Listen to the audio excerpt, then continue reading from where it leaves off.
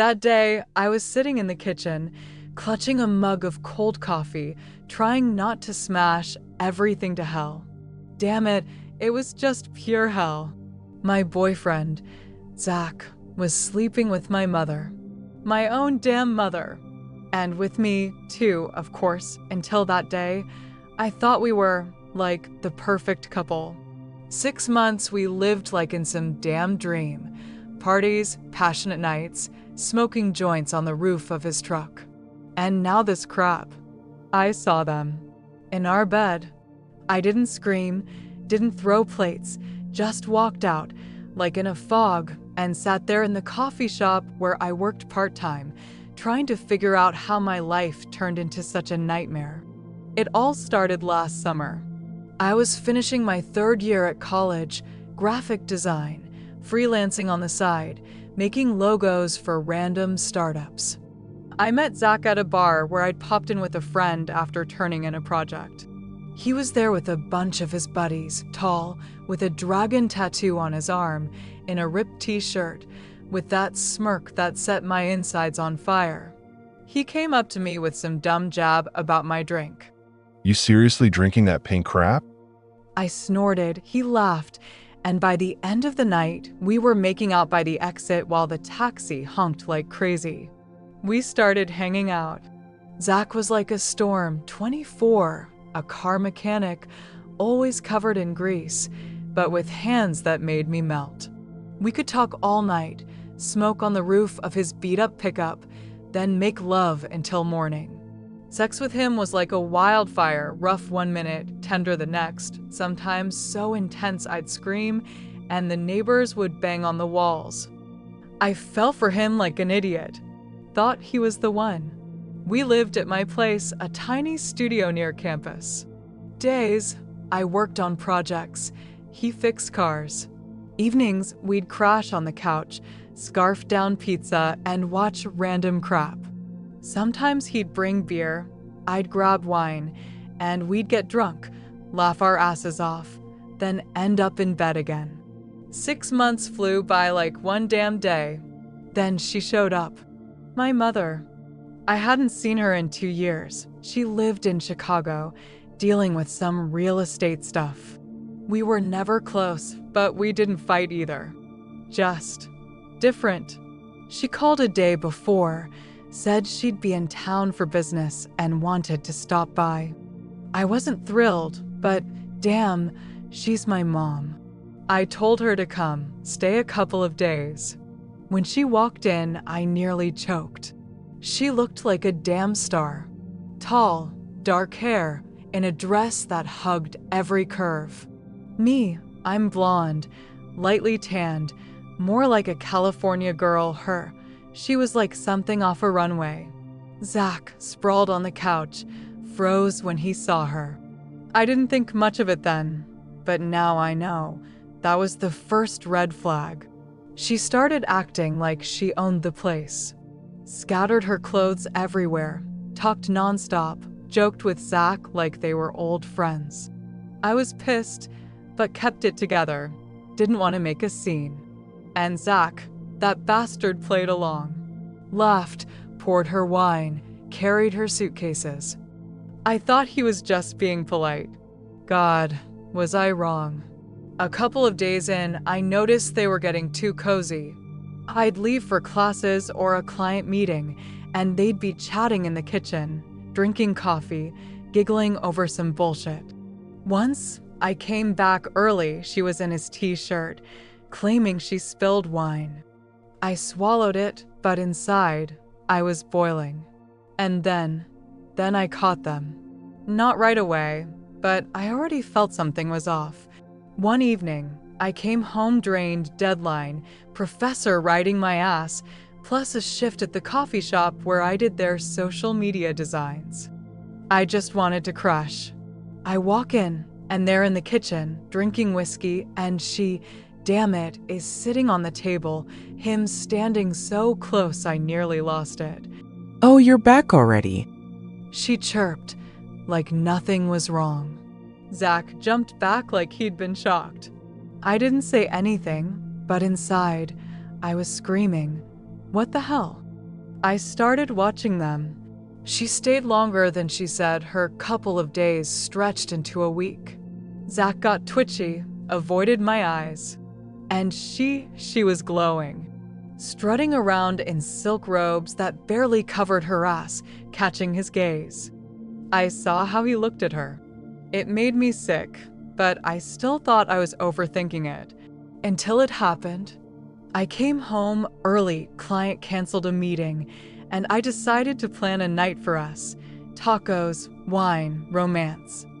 I opened the door, and from the bedroom, moans. Familiar, damn it, moans. I froze, heart pounding. I walked to the door, cracked it open, and there they were.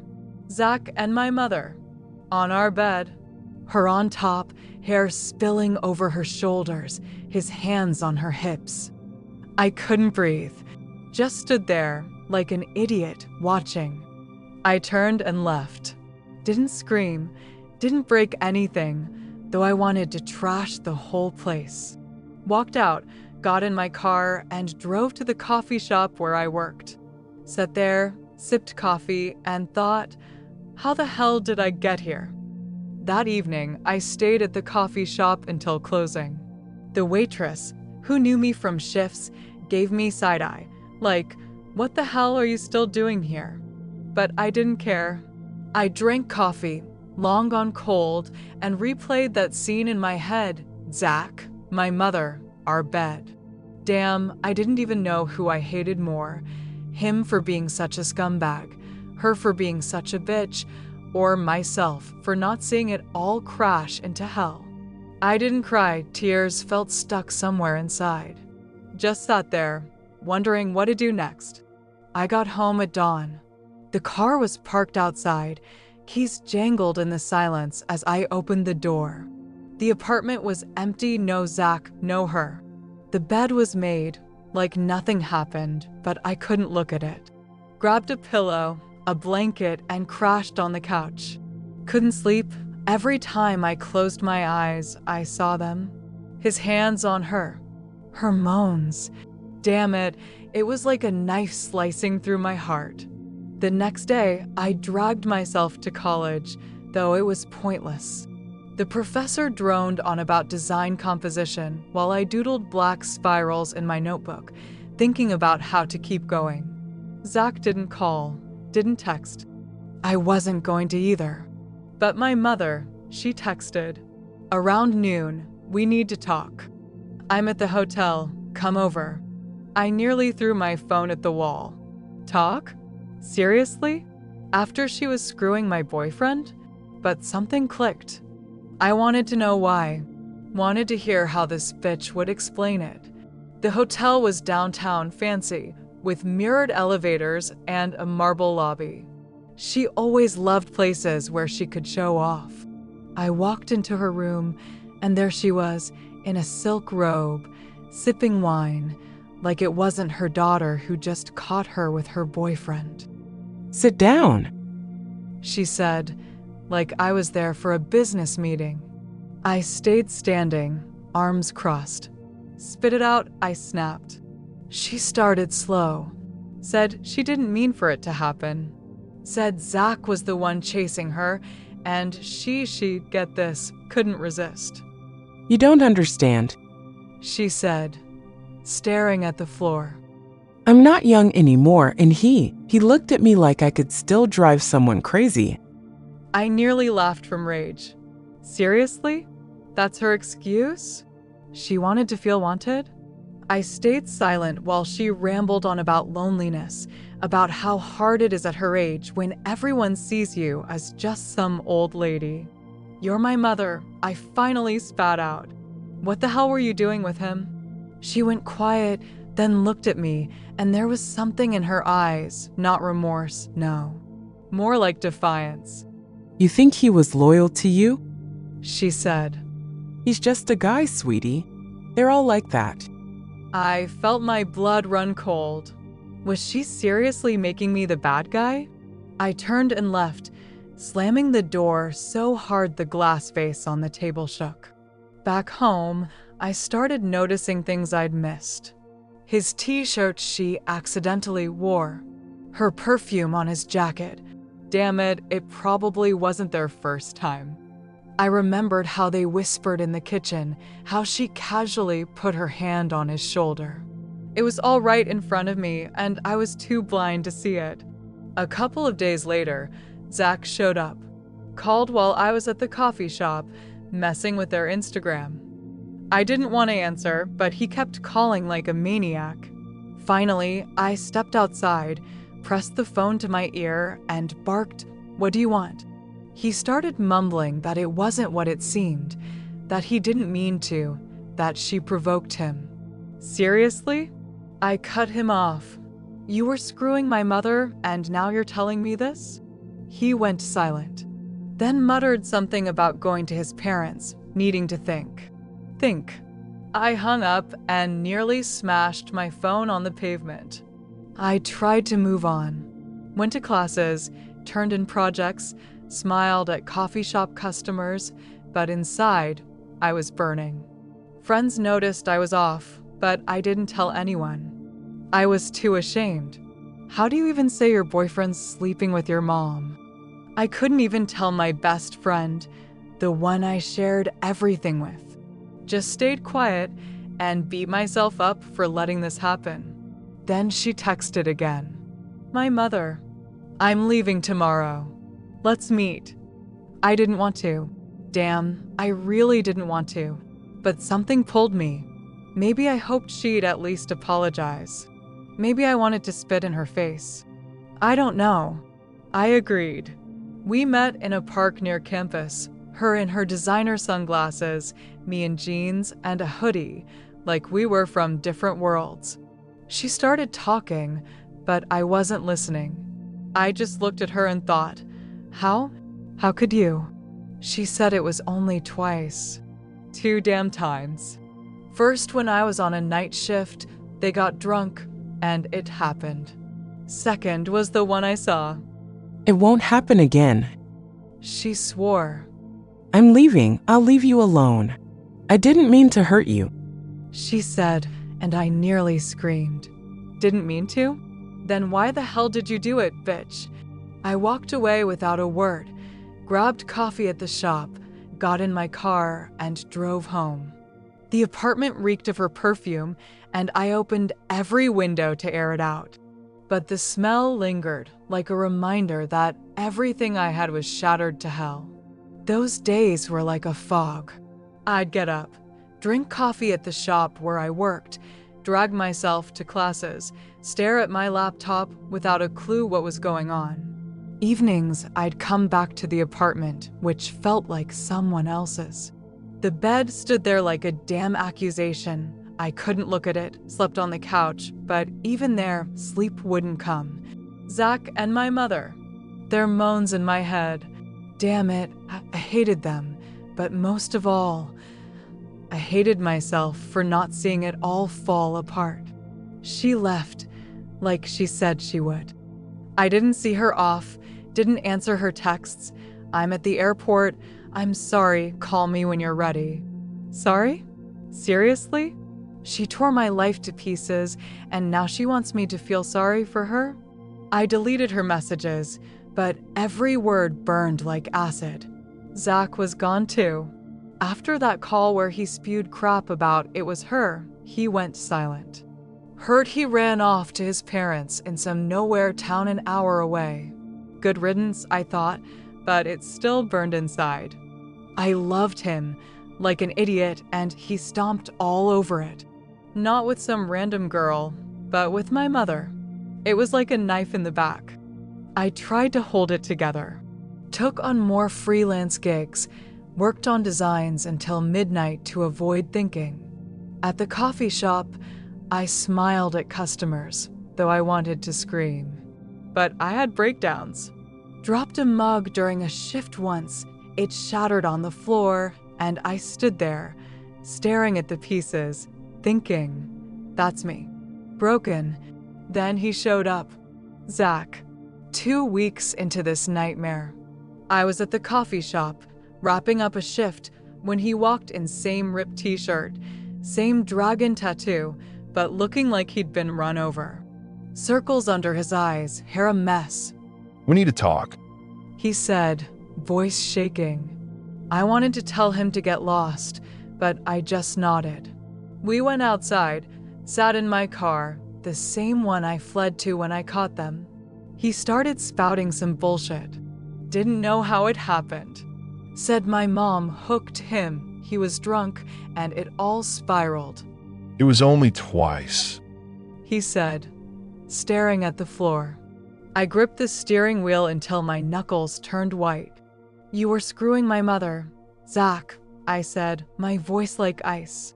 2 or 20, I don't give a damn. You betrayed me. He tried to grab my hand, but I yanked it away. I love you. He mumbled. We can fix this. Fix it? That was the moment I knew I didn't need him. Not his pathetic excuses, not his tattoos, not his damn smirk. I looked at him and said, you made your choice. Want her? She's in Chicago. Figure it out. It's not my problem. He sat there like I'd slapped him. Started mumbling something, but I was done listening. I got out of the car, slammed the door so hard the windows shook, and went back to the shop. My heart was pounding, but I felt free. For the first time in weeks, I could breathe. I didn't want him back, but that didn't mean I was okay.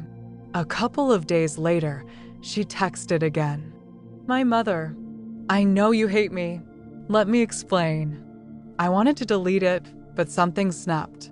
Maybe I was tired of silence. Maybe I wanted her to feel my pain. I wrote back, come.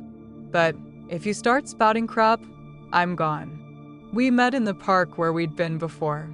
She didn't look like her usual self, no makeup, no fancy sunglasses, just a woman trying not to fall apart. I stood there, arms crossed, waiting. She spoke, and it turned everything upside down. I saw who he was. She started quietly. Zach, he wasn't who he pretended to be. I've known guys like him my whole life. Charming but empty.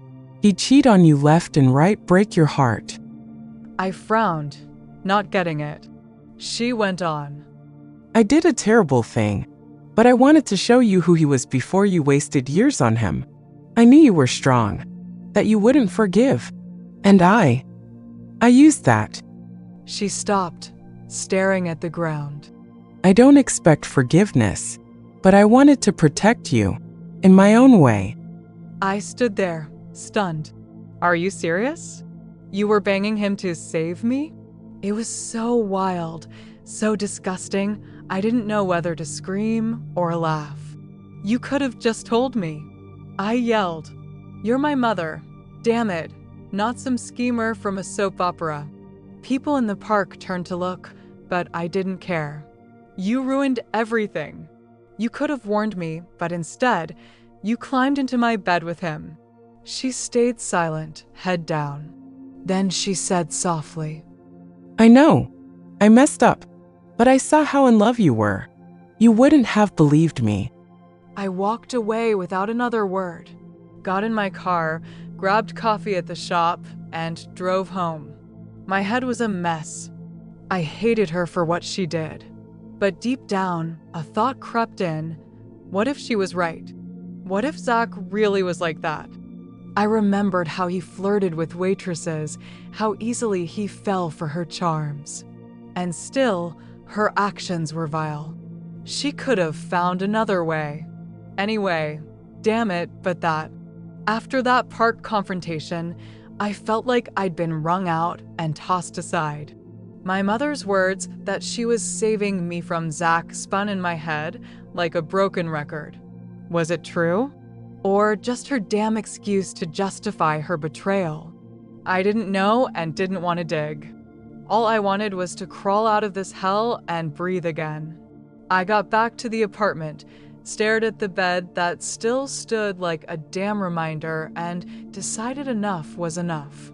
I ripped off the sheets, threw them in the wash, then, in a fit, dragged the mattress to the dumpster out back. Neighbors stared, but I didn't care. I bought a new one cheap from a sale, but mine, free of their shadows. I decided I was done carrying this weight. Zach? He could go to hell. My mother?